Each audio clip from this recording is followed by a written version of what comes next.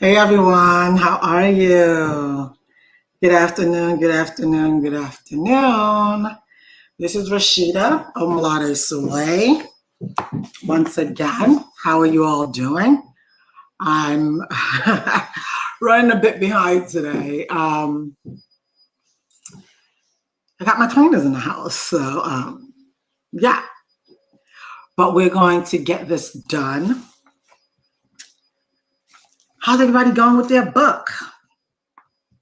Think and Grow Rich. How's that going for everyone? I hope you are grasping a couple of things here and there, and it's not that you are just reading it like a book. There are activities that you need to do day in and day out before you go to bed and when you wake up in the morning. Yeah. So today I'm going to be talking about imagination. Okay. I'm going to talk about the imagination. So welcome, welcome, welcome if you're on here.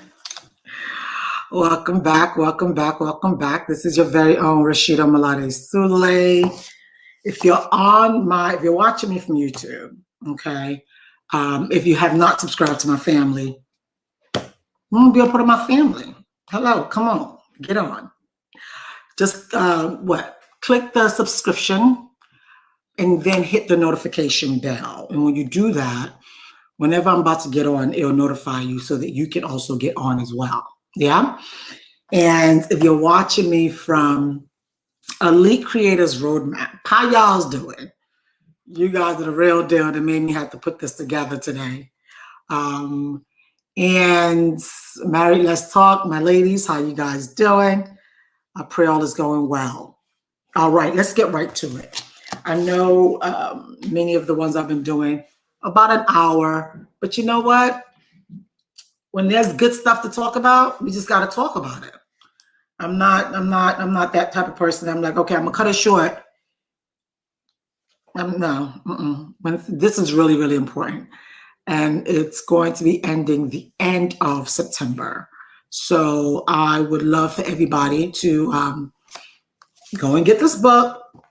I'm tired of hearing, oh, I read that book before. Really? Just like that, you read the book before. You didn't get nothing from it. Now, okay, let me get right to it. What I love so much about imagination. You know, when we were children, as a kid, we used to like imagine things. Like we would think big things. When I grow up, I want to be this. When I grow up, I want to be that. Until people start telling you, you're not a kid. Grow up. Wake up. But you know what? The imagination is what made us so rich. You know, if we can just imagine things like we used to when we were children and really hold on to that imagination, whatever it is that we're looking for, we will receive. We will receive. I'm gonna read a story for you guys, but before reading the story, they have two forms of imagination. One is synthetic imagination. Another one is, the second one is creative imagination. Now, when you're praying, what do you see when you're praying? What are you imagining when you're praying? Let me ask that first before I read this chapter. What are you imagining when you're praying? Do you imagine that you are definitely in front of God Most High, right? And that everything that you're looking unto Him for, as you're speaking, as you're talking to Him, you are imagining yourself in your mind as you are before God. Because if that were true, then you shouldn't be so stressed about so many things.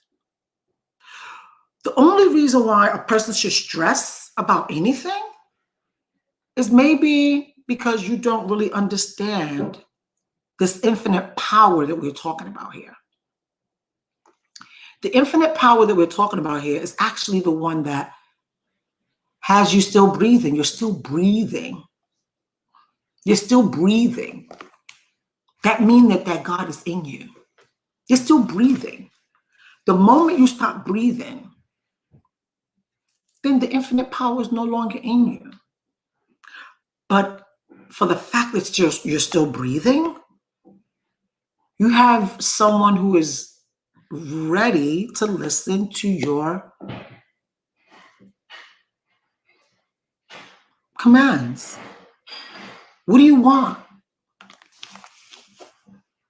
Do you know that I found out that not a lot of people really don't want a lot of money? You know, when you talk about the 6-figure, the 7-figure, the 8-figure, some people are not even interested in that. They're not interested in that. All they are interested in is for them to wake up in the morning and not have to worry about bills or any financial concerns. They don't want to worry about no debt, mortgages paid, car notice paid, children are good.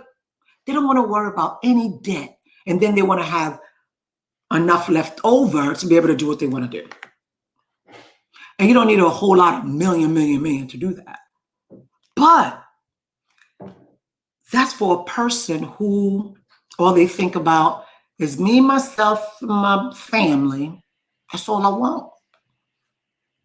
I'm not interested in the 7-figure, 8-figure that people talking about, because obviously they got to be work to do to maintain that. So a lot of people don't want to do that. They just want to have no financial concerns, no debt that they're thinking about, no student loan, no mortgage, none of that. And they have enough money. What's enough money? Enough money could be 500,000, 750,000. It can even be $1 million. They have money to do whatever they want to do and just have a good time and just live this life. And you know another thing that people want? People want to wake up in the morning and plan their own day. They just want to plan their own day. Today, I just feel like getting my nails done. I feel like getting my hair done. I feel like, honey, how about we go to Paris real quick? Let's just go to the airport. Just go to the airport. We buy a ticket at the airport. Some people just want to get up and do what they want to do. Yeah? And have a great time. Have a great life. Create what they want. They don't want to get up in the morning and all they're thinking about is going to the job that's not paying them enough anyway. That some of them don't even want to be at the job. Stuck in traffic for about an hour before you get to the job. And then you get there, and you have supervisors who don't even have no respect for you. Just get your work done and get up out of here at 5 o'clock. Some people just want to have no financial concerns, get up in the morning, do what they want to do. And lastly, they want to be with people that they can call real good friends. Friends that are productive, friends that are fun to be around, and just chill with them and be like, you know what? Hey, Kay, where you at? What you doing? All right, I'm gonna come meet you there. You know, just get up. Get up like the Kardashians and do whatever. That's what people want. That's the life that people want. That's the life that people want. And you know what? Everything that we've been teaching, everything that I've been talking about can give you that life. It can give you that life without working so hard. I'm telling you. What is it? The way that we have been so wired is like if you're not working like a doggone You can't make it. And people that work so hard like that, by the time, let's even say they do make it, by the time they do make it, health is so bad. I look at a lot of these very, very 8-figure earning, self-made entrepreneur, and they did so much, so much in the beginning. They did so much that by the time it's time for them to now enjoy what they worked so hard for, they're sick, health issues, cancer, all of that. And I know a lot of you guys that I'm talking to, you don't want that kind of life. That's not the life that you want. So check this out. That's the reason why I'm asking you to look at this book. This book is literally telling us that the infinite, which is God and the angels, want you to have great things in life. They want you to enjoy your life on earth. Your life on earth is not to come here and to suffer. And then you go to, and then you die and go to heaven, and you're like, God, I suffered the most. Yeah, I suffered the most, so I should get in there the most. I suffered the most. What does he gain in your suffering? What does he really gain in your suffering? How does he get glory in your suffering? Because he came when Jesus was here, I don't think, other than,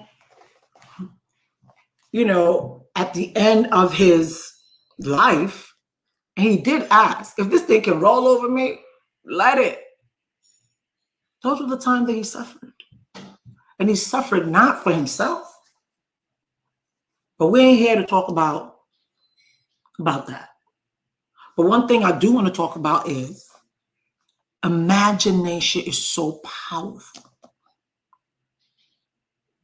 When you are in the presence of the Most High, don't just go in his presence and just talk, say whatever you got to say and you're out. No, close your eyes and imagine that he's also saying something to you. Did he say, you know what? What you just asked for, you got it. Feel that. Feel him say that to you so that you have no worries. Do you know that? It says creative imagination. Through the faculty of creative imagination, the finite mind of man,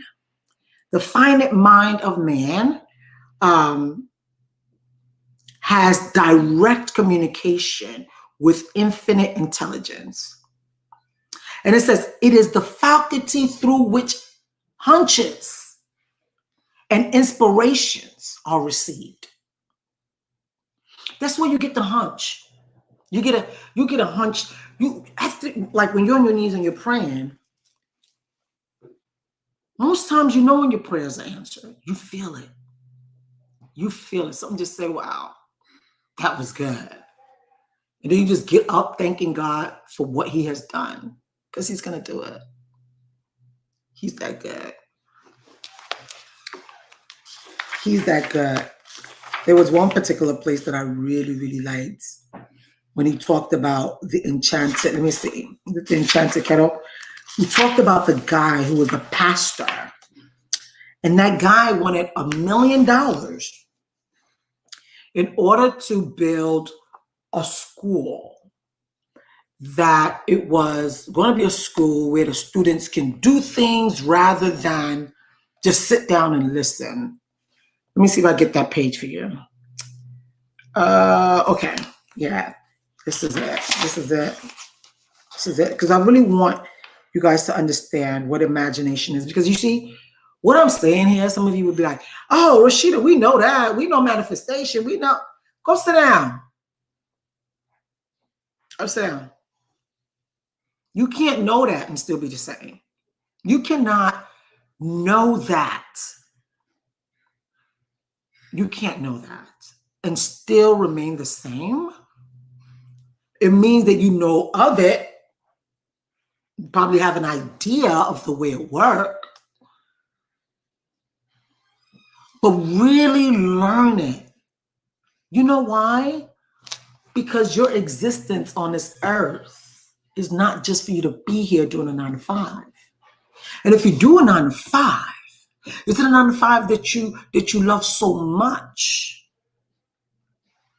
that you know that you're giving from yourself to humanity.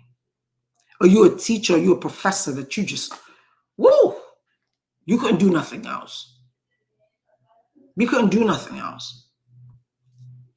Then that mean that, you're successful. Then that mean that you have enough, you're fine, you're good. But if you still needed some more supplies, or you still need some, ask the infinite. Ask him. Okay, so I'm not going to take too long with this thing here, but okay, recognize as you always succeed in life. Okay. Okay. I need to read the story to you guys, because just in case some of you that don't have the book, you need to read this. Okay, so the guy said, what I would do if I had $1 million. What I would do if I had $1 million. This story proves the truth of that old saying, where there's a will, there's a way. And this is it. That's what you need to have. Where there's a will, there's a way. You need to be sold out in what you want to do. Because if in this day and age, what you're still thinking is, I'm going to just wake up one day and I'm going to be a millionaire.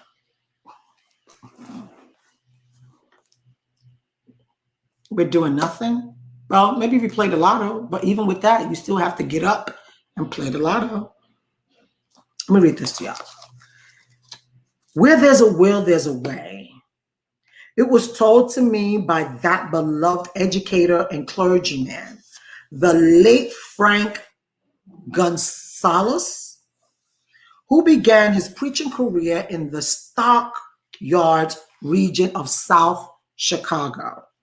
While Dr. Gonzalez was going through college, he observed many defects in our educational system. Defects which he believed he could correct if he were the head of a college. His deepest desire was to become the directing head of an educational institution in which young men and women would be taught to learn by doing. Many of you now call that trade, learn by trade. But he wants y'all to learn by doing. He made up his mind to organize a new college in which he could carry out his ideas without being handicapped by orthodox methods of education. He needed $1 million to put the project across. Where was he to lay his hands on such large sum of money? That was the question that absorbed most of his ambitious young precious thought. But he couldn't seem to make any progress. Every night, he took that thought to bed with him. Every night, he took the thought to bed with him. He got up with it in the morning. He took it with him everywhere he went. He turned it over and over in his mind until it became a consuming obsession with him. $1 million is a lot of money. He recognized that fact, but he also recognized the truth that the only limitation is that which one sets up in one's own mind. So he was not trying to limit himself. Okay? Being a philosopher as well as a preacher, Dr. Gonzalez recognized, as do all who succeed in life, that definiteness of purpose is the starting point from which one must begin. Definiteness, like you are sold out. You are sold out. This is it. And you're sold out. Definiteness of purpose takes on imagination, takes on animation, life, and power. when backed by a burning desire to translate that purpose into its material equivalent. He knew all of these great truths, yet he did not know where or how to lay his hands on $1 million. The natural procedure would have been to give up and quit. That's the natural procedure. Give up and quit. My God, I've been thinking about this all day, every day, going to bed, consumed by it. Someone else would have just gave up and quit. The natural procedure would have been to give up and quit by saying, oh, well, my idea is a good one, but I cannot do anything with it because I never can procure the necessary $1 million. That is exactly what the majority of people would have said. But it is not what Dr. Gonzalez said. What he said and what he did are so important that I now introduce him and let him speak for himself. One Saturday afternoon, this is Dr. Gonzalez. One Saturday afternoon, I sat in my room thinking of ways and means of raising the money to carry out my plans.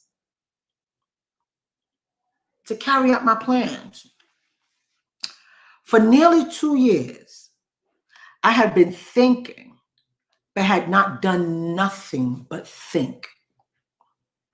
For 2 years, he had been thinking, but he didn't do nothing. He was just thinking. Remember, if you go back to the beginning of this book, you will hear they saying nothing for nothing. What are you willing to give? So he had the faith, holding on to the faith. But I always tell you guys, faith with no work is what? He says, I had been thinking, but I had done nothing but think. The time had come for action. I made up my mind then and there that I would get the necessary $1 million within a week. He made up his mind right then and there that he's going to get that $1 million within a week. How? I was not concerned about that. I wasn't concerned about the how, but I was determined that within a week, I'm going to get that money. Okay? I was not concerned about the how. The main thing of importance was the decision to get the money within a specified time. And I want to tell you that the moment I reach a definite decision to get the money within a specified time, a strange feeling of assurance came over me. A strange feeling of assurance came over him, right? Okay.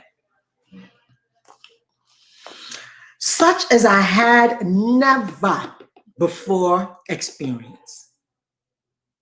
Something inside me seemed to say, why didn't you reach that decision a long time ago? The money was waiting for you all the time. So that what you want to do, that you're so passionate about, that you're looking to do, is also looking for you. But you weren't decisive enough. You weren't doing anything. He asked himself, why didn't you reach that decision a long time ago? The money was waiting for you all the time.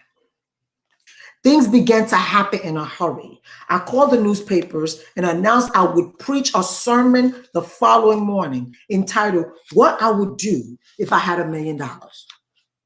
I went to work on the sermon immediately, but I must tell you, frankly, the task was not difficult because I had been preparing that sermon for almost 2 years. The spirit back of it was a part of me. The spirit back of it was a part of me. Long before midnight, I had finished writing the sermon. I went to bed and slept with a feeling of confidence, for I could see myself already in possession of the $1 million. Next morning, I arose early, went into the bathroom, read the sermon, then knelt on my knees and asked that my sermon might come to the attention of someone who would supply the needed money. While I was praying, I again had that feeling of assurance that the money would be forthcoming. In my excitement, I walked out without my sermon. In his excitement, he walked out without the sermon. He forgot the sermon in the bathroom.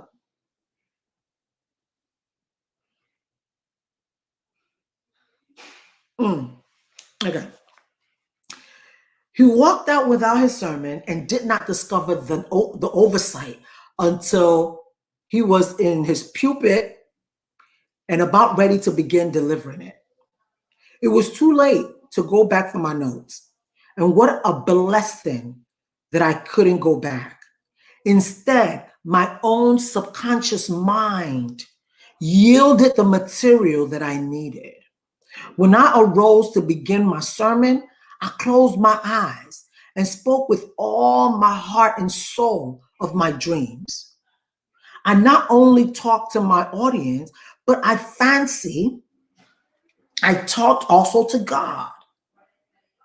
I told what I would do with $1 million, if that amount were placed in my hands. I described the plan I had in mind for organizing a great educational institution where young people will learn to do practical things and at the same time develop their mind. Yeah. When I had finished and sat down,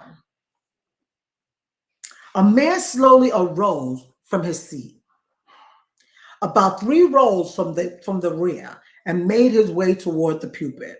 I wondered what he was going to do. He came into the pulpit, extended his hand, and said, "Reverend, I liked your sermon. I believe you can do everything you said you would if you had $1 million.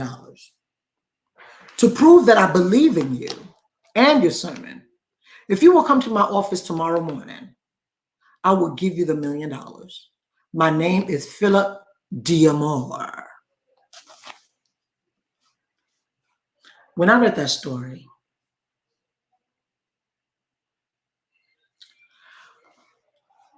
it spoke a lot to me. You know how you're feeling, this is where my blessing is going to come from. This is where my whatever is going to come from. This guy had no idea where that blessing was going to come from. And he also knew that people did not know that he needed $1 million. He's a pastor. He's a philosopher. For 2 years, he's been going around that he needed $1 million. But when you don't announce what you need, people don't know. You don't know who can help you. You don't know who can come to your aid. He laid down, started thinking, what can he do to make this money? It's been 2 years. What can he do to make this money? Boom. He called the newspapers. "I'm having a sermon tomorrow. I'm going to need y'all to come out." People came out. People came out. They listened to his dream. They listened to what he desired. They listened to him and they believed him. And somebody came and gave him $1 million. He could have easily said, "You know what? They've been talking about they've been talking about this manifestation thing and all this imagination thing and do this and do that in the third, and ain't nothing happening." Hang on. It may not happen for you right then and there, but things are working itself. It's going to work itself out for your good. Believe that. You will never be left to suffer unless you give up. People that fail. I will never forget what Thomas Edison said. He says, "I didn't fail 10 times. I mean 10,000 times. I just learned 9,999 ways of not doing the light." It's either you can look at the cup half full or half empty. He chose to look at it half full. This guy could have given up 2 years. He could have been like, where in the world am I going to? But like he said, he was thinking about it. He never took any action. You can't just be thinking about it, that it's going to happen for you one day without taking action. It's the action, backed by the belief, backed by the faith, that's going to give you a hinge of what you should do. That's why when you are praying, let your prayer not be just about your, and I want this, and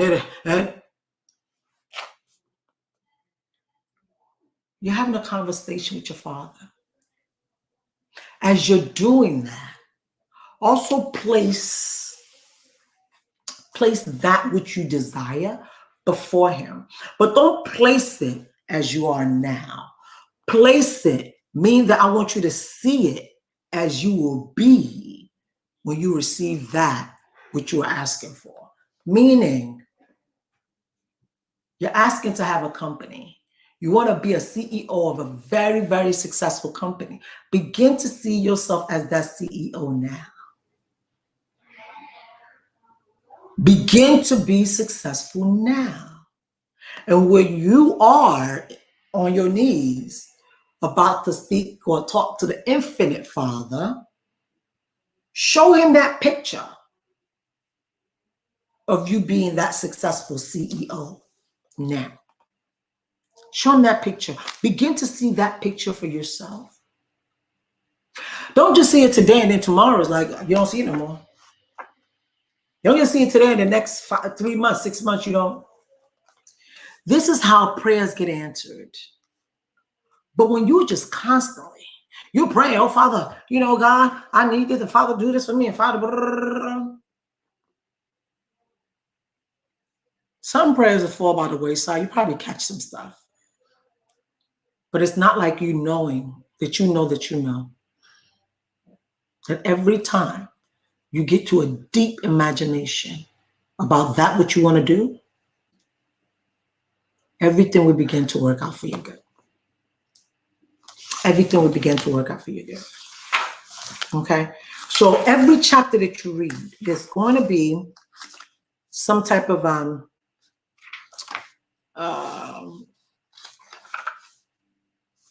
something for you to do in the back. Okay? Don't be discouraged. That's the thing with our people. We're so easily discouraged. Don't be discouraged. Hold on. Hold on. Don't be discouraged. It's gonna come for you. It's gonna work out for you. Hold on. It says success requires no explanation. Failure permits no alibis.